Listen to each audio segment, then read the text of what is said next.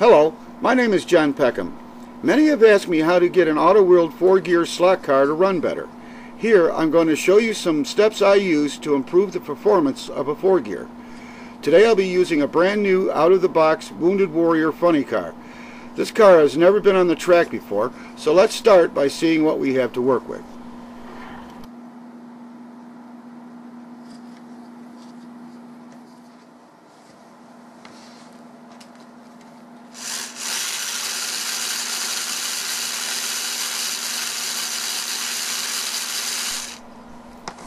We start by placing the car on the drag strip burnout pad. This is the equivalent of Aurora's old starter track with the 2 rollers in each lane. As the car freewheels, you can hear the roughness in the drivetrain and see how the car vibrates. It's obvious he has some work to do.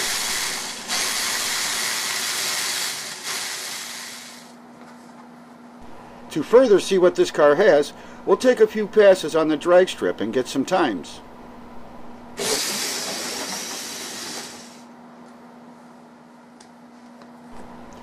The very first pass gives us a 1.781 second run at 9.29 actual miles per hour. A few more passes improved the times a little, but still ended in the mid 1.7 second range.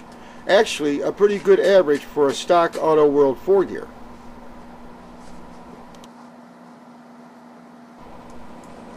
Back at what my wife calls the dungeon, it's time to take things apart. The main problem I found with AutoWorld's 4-gear slot cars is quality control. From the chatter the car was giving off on the burnout pad, the rear cluster gear is the first thing I'd like to inspect.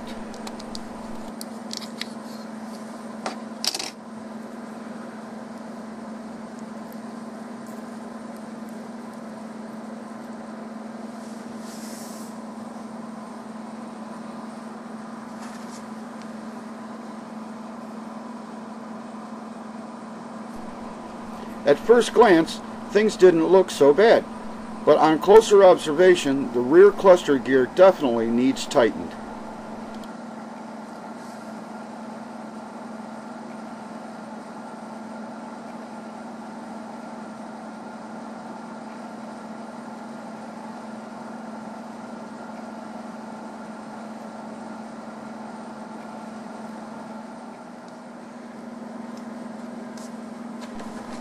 To do this, you'll want to flatten the mounting rivet just a little more.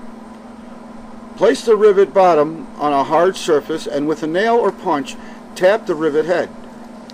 It is very easy to over-tighten, so take caution and tap the rivet very lightly.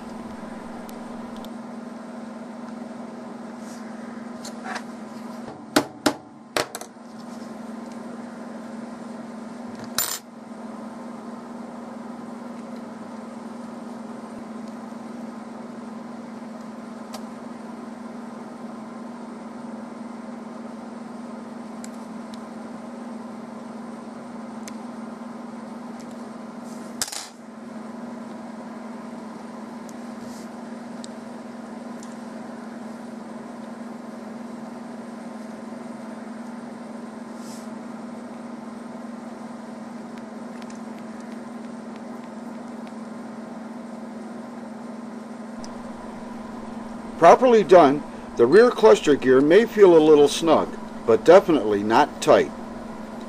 Reassemble the motor, oil the rivet, and place the car on a piece of test track. The drivetrain may feel a little snug at first, but should work its way in. As the gears work themselves in, remember to check the motor often for overheating.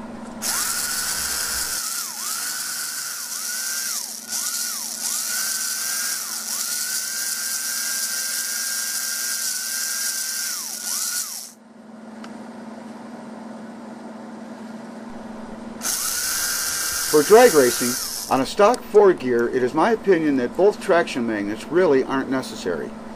I personally like to remove the right or passenger side magnet on my drag cars. Opinions may vary, but with the motor rotation it feels to me that the torque seems to lift the left side of the chassis more and the left magnet may actually help. In either case, removing the right magnet helps also when putting the holding screw in the chassis. The screw doesn't get stuck to the magnet. To remove the traction magnet, simply place a small screwdriver or punch in the little hole above the magnet in the chassis and give it a tap. If you plan on using your Auto World 4 gear for other than drag racing, like in regular circle races, just leave both traction magnets in.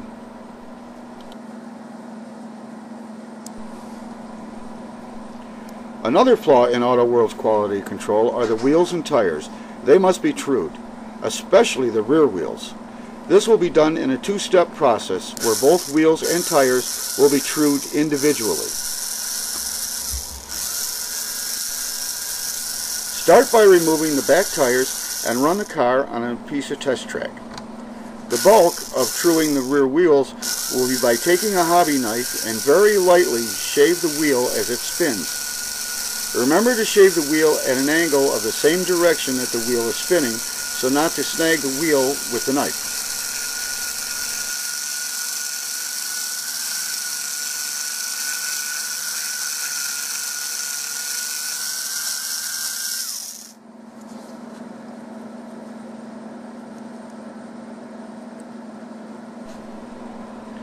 It's easy to see here just how out of round the wheel really is.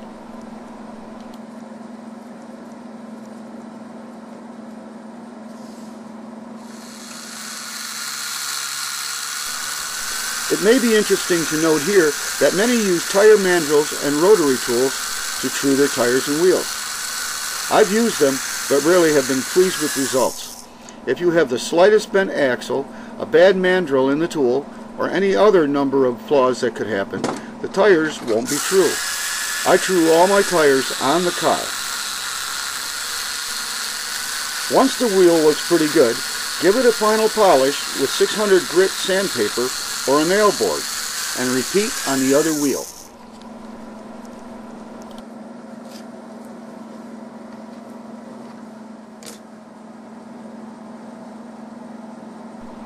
When the wheels are done, super glue the tires back on.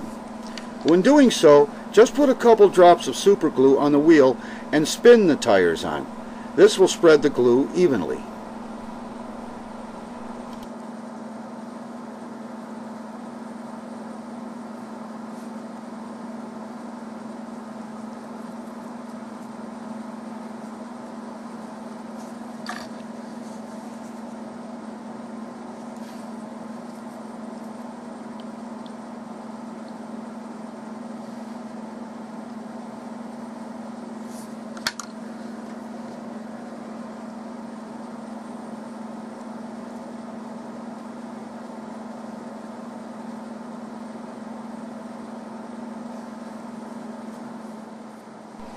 Next, we're going to true the tires. For this, I made this handy-dandy chassis wedge to help the process along. It is a simple piece of scrap plastic with masking tape at one end. Build up the masking tape until it fits snug in your test track.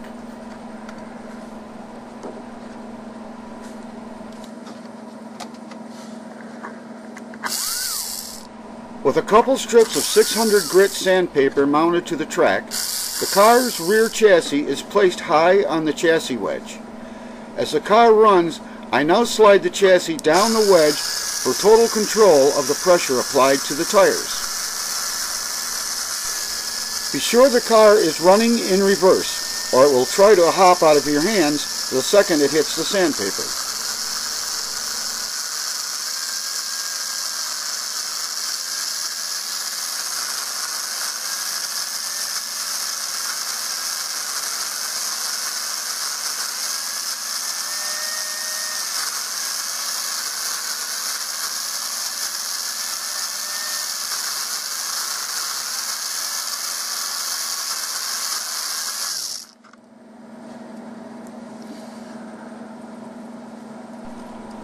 You can see here how out of round the tire is on the right side, even after truing the wheels.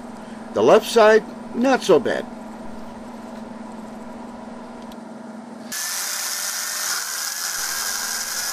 Continue and work very slowly. It may take some time to get a nice flat footing on the tires. You just want to skim the tires on the sandpaper.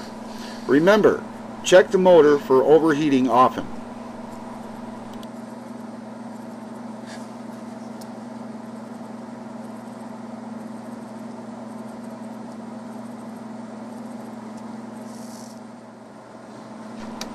Next, we'll check the tension of the motor brushes. Run the car up and with a small screwdriver, touch the motor brush spring pockets. If the car sounds like it revs up as you touch the brush, tighten the spring by bending the spring pocket in slightly.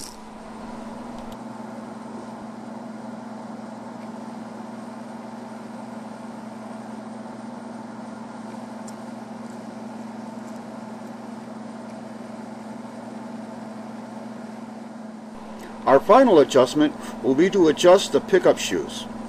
Looking here, you can see the left shoe is way out of adjustment. With small pliers, bend the shoe so as to get as much contact with the track rail as possible.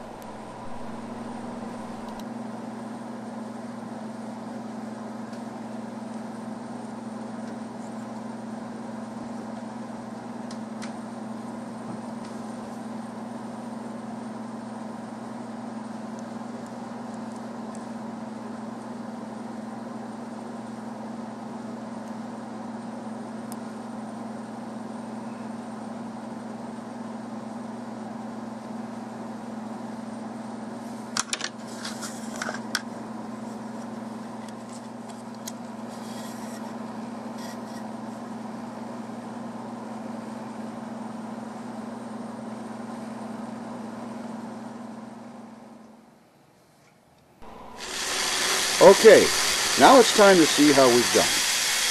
Back on the burnout pad, the car sounds much smoother and the vibration is all but gone.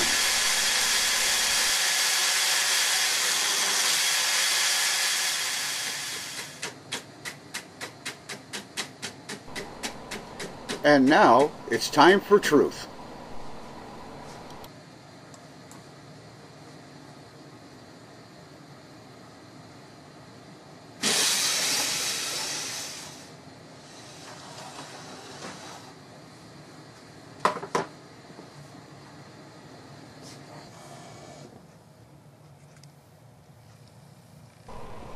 A 1.306 at 12.18 miles an hour. The Warrior has picked up almost a full half second and almost 3 miles an hour. Not bad for a few tweaks on a stock Auto World.